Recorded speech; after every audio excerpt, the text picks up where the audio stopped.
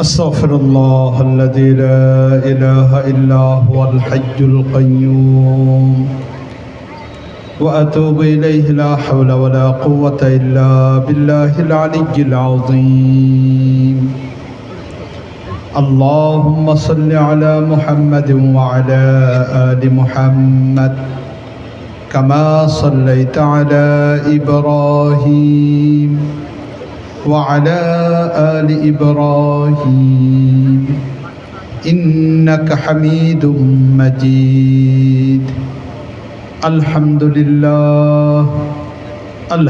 لله وكفى وسلام على عباده الذين اصطفى أما بعد فأعوذ بالله من الشيطان الرجيم بسم الله الرحمن الرحيم ورفعنا لك ذكرك صدق الله مولانا العظيم অত্র মাহফিলে উপস্থিত কাবিল এহতেরাম মুআজ্জাজ উলামায়ে কেরাম, সম্মানিত উপস্থিতি, আল্লাহ রাব্বুল আলামিনের দরবারে লাখো কোটি শুকরিয়া যে আল্লাহ রাব্বুল আলামিন আমাদেরকে ফিতনা ফাসাদের যুগে দুনিয়ার সব ঝামেলা থেকে মুক্ত রেখে দিনই এটি জলসার মাঝে আসার বসার কিছু আলোচনা করা ও শোনার সুযোগ দিয়েছেন। আল্লাহ রাব্বুল আলামিনের দরবারে শুকরিয়া হিসেবে সকলে বলি আলহামদুলিল্লাহ। মুআজ্জাজ হাদিরিন, আমি আপনাদের সামনে কোরআন কারীমের ছোট্ট একটা আয়াত তেলাওয়াত করেছি। সর্বোচ্চ আধা ঘন্টা, 11:15 বাজে, 11:15 এই আধা ঘন্টার মাঝে আমি আমার আলোচনাকে শেষ করে দেওয়ার চেষ্টা করব। আল্লাহ রাব্বুল আলামিন যেন এই অল্প সময়ের মাঝে আমাদের সকলের উপকার হয় এমন কথাবার্তা বলা এবং শোনার তৌফিক দান করুন। আমার পূর্বে হযরত মাওলানা ইউসুফ বুখারী দামাত বরকাতুহু রমজানের ব্যাপারে আলোচনা করেছেন এবং বলেছেন এই কথা যে আজকে সৌদিতে চাঁদ ওঠার কারণে আগামীকালকে ইনশাল্লাহ শনিবার দিবাগত রাত্রে আমাদের সেহরি খেতে হবে, তারাবি নামাজ পড়তে হবে। রবিবার দিন থেকে আশা করা যায় যে ইনশাল্লাহ আমাদের দেশে রোজা শুরু হয়ে যাচ্ছে। খুব বরকতময় একটা সময় আমরা এখন নিকটবর্তী চলে আসছি এবং এই মাসের জন্যই নবী করিম সাল্লাল্লাহু আলাইহি ওয়াসাল্লাম বিগত 2 মাস রজব এবং শাবান, এই 2 মাসের মধ্যে আল্লাহ রাব্বুল আলামিন সে বরকতের দোয়া চাইতেন। আল্লাহুম্মা বারিক লানা ফি রজব ওয়া শাবান।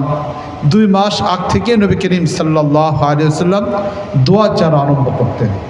পাশাপাশি নবী বলতেন বাল্লিগনা রমজান, হে আল্লাহ মৃত্যু যদি দাও তাহলে এই মৃত্যুটা রজব মাসে দিও না। হে আল্লাহ মৃত্যু যদি দাও এটা শাবান মাসে দিও না। মৃত্যু যদি হয় তাহলে যেন রমজানে হয়ে যায়। রমজান পর্যন্ত হায়াত বাড়ার জন্য নবী করিম সাল্লাল্লাহু আলাইহি ওয়াসাল্লাম দোয়া চাইতেন। কেন? হাদিসের মাঝে আসছে যে রমজানে যদি কোনো মুমিন ব্যক্তি মারা যায়, যিনি ইমানের তাকাদা হিসেবে কাজ করে যাওয়ার চেষ্টা করেন, সাথে সাথে স্বাভাবিক অবস্থায় মৃত্যুবরণ, আত্মহত্যা করে নাই, কোনো পাপ করে মারা যায় নাই, তাহলে এমত অবস্থায় একজন মুমিন ব্যক্তি স্বাভাবিক অবস্থায় যদি রমজানে মারা যায় তাহলে কবরের 3 প্রশ্ন থেকে সে মুক্তি পেয়ে যায়। আর যে ব্যক্তি কবরের সওয়াল জবাব থেকে মুক্তি পেয়ে যায় সে কবরে আযাবের সম্মুখীন হয় না, তার কবরের আযাব মাফ হয়ে যায়। আর যার একবার কবরে আযাব মাফ হয়ে যায় কিয়ামত পর্যন্ত আযাব বন্ধ থাকে। আর যার এই আযাব একবার বন্ধ হয়ে যায় আশা করা যায় কিয়ামতের ময়দানে জাহান্নাম থেকে সে মুক্তি পেয়ে যাবে। এই জন্য নবী করিম সাল্লাল্লাহু আলাইহি ওয়াসাল্লাম রমজান পর্যন্ত হায়াত বাড়ার দোয়া চাইতেন। তা মাত্র একটা দিন আমাদের কাছে বাকি আছে, এই দিনটাই মাত্র বাকি। আল্লাহ আমাদের সকলের হায়াত যেন রমজান পর্যন্ত পৌঁছে দেন। মুআজ্জাজ হাদিরিন, আজ যে অনুষ্ঠানে আমরা এখানে একত্রিত হয়েছি সেই অনুষ্ঠানের নাম রাখা হয়েছে শানে রিসালত।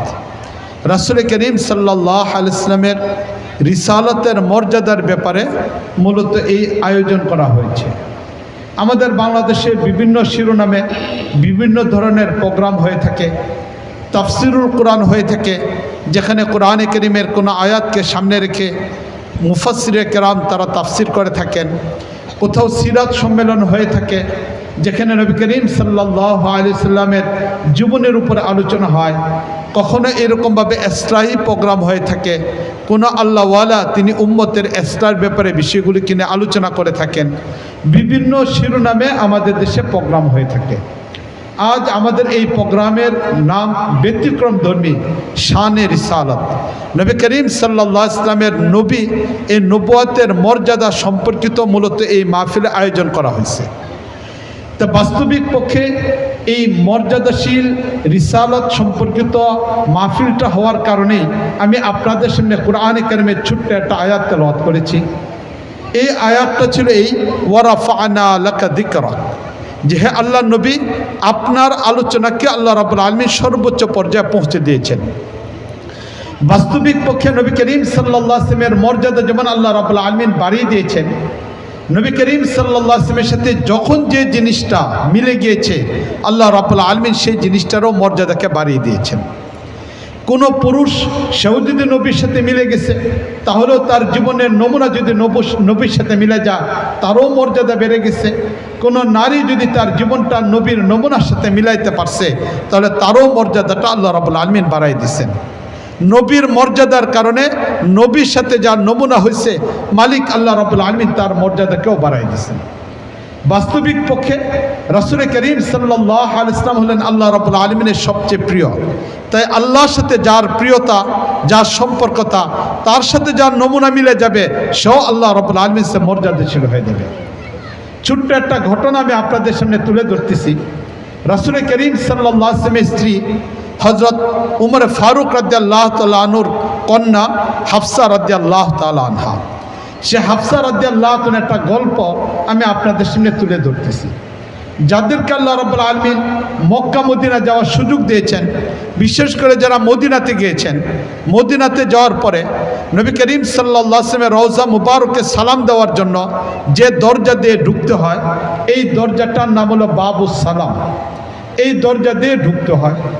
এই দরজা দিয়ে ঢুকার পরে একদম শেষ মাথা দরজা দিয়ে বের হওয়ার যে রাস্তাটা রয়েছে, ওই রাস্তাটার আগে হলো নবী করিম সাল্লাল্লাহু আলাইহি ওয়াসাল্লামের কবরে মোবারক, রাসূলের কবর সেখানে রয়েছে।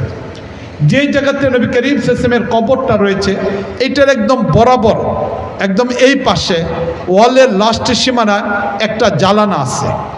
এই জালানাকে বলা হয় নাফিজাতুল মুহাব্বা, ভালোবাসার জালানা। তাহলে এবার চিন্তা করে দেখেন যে নবীর রওজার অপর দিকেই একটা জালানা আছে, যে জালানাটার নাম হলো নাফিজাতুল মুহাব্বা, ভালোবাসার জালানা।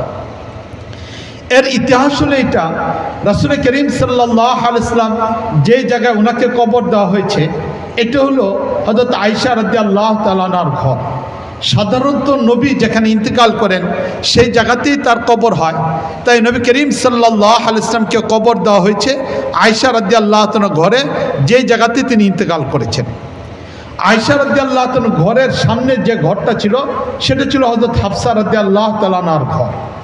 তো হাফসা রাদিয়াল্লাহু তাআলা আনহার ঘর থাকার কারণে নবী কখন আয়েশার ঘরে যাইতেন এটা হাফসা রাদিয়াল্লাহু তাআলা জানতেন, আবার হাফসার ঘরে কখন নবী যাইতেন এটা হয়তো আয়েশা রাদিয়াল্লাহু তাআলা জানতেন। পরস্পর সবার সাথে সম্পর্ক ছিল, এই হিসেবে দুইটা ঘর পাশাপাশি ছিল। নবী করিম সাল্লাল্লাহু আলাইহি ওয়াসাল্লাম যখন ইন্তেকাল করলেন, এবার ওই নীতিমালা হিসেবে নবী করিম সাল্লাল্লাহু আলাইহি ওয়াসাল্লামকে যেই জায়গায় ইন্তেকাল করলেন সেখানেই দাফন করা হলো। দাফন করার কারণে আয়েশা রাদিয়াল্লাহু তাআলা ঘরের অর্ধেকটা নবীর কবরের জন্য রেখে দেওয়া হলো, বাকি অর্ধেকে আয়েশা রাদিয়াল্লাহু তাআলা পর্দা দিয়ে তিনি এই ঘরে থেকে যাইতেন। নবীর ইন্তেকালের পরে তিনি এই ঘরে থেকে গেলেন। যে জায়গাতে কবর দেওয়া হয়েছে সাইডের বেড়াগুলোকে সরানো হয়েছে, এবার সরাসরি হযরত হাফসা রাদিয়াল্লাহু তাআলা আনহার এই ঘরের জানালা দিয়ে নবীর কবরটা দেখা যায়। তিনি নবীর ইন্তেকালের পর থেকে নিয়ে পারিবারিক কাজগুলিকে শেষ করার পরেই তিনি সেই জানালা দিয়ে নবী করিম সাল্লাল্লাহু আলাইহি ওয়াসাল্লামের কবরের দিকে তাকায় থাকতেন। শুধু একজন স্ত্রী স্বামীর কবর দেখতেন বিষয়টা এমন না, বরং একজন উম্মত হিসেবে নবীর কবরের দিকে তিনি মায়া মহাব্বতের দিকে তাকিয়ে থাকতেন। এইভাবে রাসূল করিম সাল্লাল্লাহু আলাইহি ওয়াসাল্লামের এই প্রিয়তম স্ত্রী হযরত হাফসা রাদিয়াল্লাহু তাআলা আনহা সময় কাটাতে লাগলেন। কিছুদিন পরে আবু বকর রাদিয়াল্লাহু তাআলা খলিফাতুল মুসলিমিন তিনি ইন্তেকাল করলেন। তিনি ইন্তেকালের পরে এবার রাসূল করিম সাল্লাল্লাহু আলাইহি ওয়াসাল্লামের কবরের ডান পাশে সেখানে হযরত আবু বকরকে কবর দেওয়া হলো। এবার যখন আবু বকর রাদিয়াল্লাহু তাআলাকে কবর দেওয়া হলো, আয়েশা রাদিয়াল্লাহু তাআলার ঘরটা আরেকটু ছোট হয়ে গেল। তিনি পর্দা করে এখনো পর্যন্ত এখানে থাকতেছেন। দেখতে দেখতে আবার হযরত উমর ফারুক রাদিয়াল্লাহু তাআলা আনহু খলিফাতুল মুসলিমিন, হযরত উমর ফারুক রাদিয়াল্লাহু তাআলা খলিফাতুল মুসলিমিন হওয়ার পরে এরপরে মসজিদে নববীটা বড় করার প্রয়োজন দেখা দিল। এবার যখন মসজিদে নববী বড় করার প্রয়োজন দেখা হলো, এই পরিপ্রেক্ষিতে নবী করিম সাল্লাল্লাহু আলাইহি ওয়াসাল্লামের অন্যান্য স্ত্রীর ঘরগুলিকে ভাঙার প্রয়োজন দেখা দিল। মসজিদে নববীর সীমানাকে বাড়ানোর জন্য আশেপাশে যে সকল সাহাবায়ে কেরামের ঘর ছিল এগুলোকে ভাঙার প্রয়োজন দেখা দিল। শুধু আয়েশার ঘরটায় বাকি থেকে গেল, কারণ এই ঘরটার 3 ভাগের 1 ভাগে আয়েশা থাকেন, বাকি 2 ভাগে কবর হয়ে গেছে। কিন্তু সমস্যা দেখা দিল হযরত হাফসা রাদিয়াল্লাহু তাআলা ঘরটা, এই ঘরটা যখন ভাঙ্গার বিষয়টা চলে আসলো যে মসজিদে নববীকে বড় করতে হবে, এবার হাফসা রাদিয়াল্লাহু তাআলা তিনি বেঁকে বসলেন, তিনি এই ঘরটাকে ভাঙতে চান না। এই ঘর থেকে তিনি অন্য কোথাও যেতে চান না।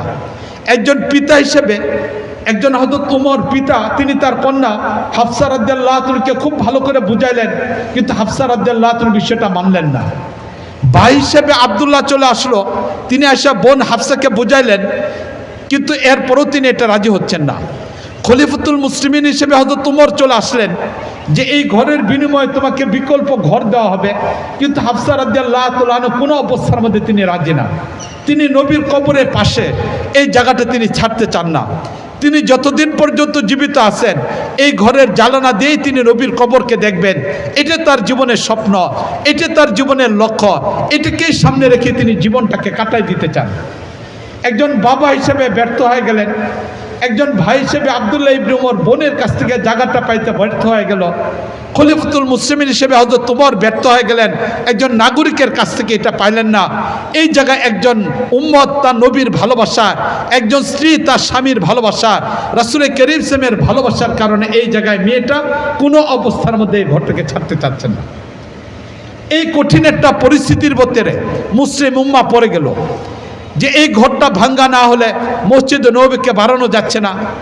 শেষ পর্যন্ত সবাই দোয়া করা আরম্ভ করলো আল্লাহ রাব্বুল আলামিনের কাছে, যেন মালিক আল্লাহ রাব্বুল আলামিন এটা একটা সুন্দর সমাধান দিয়ে যান।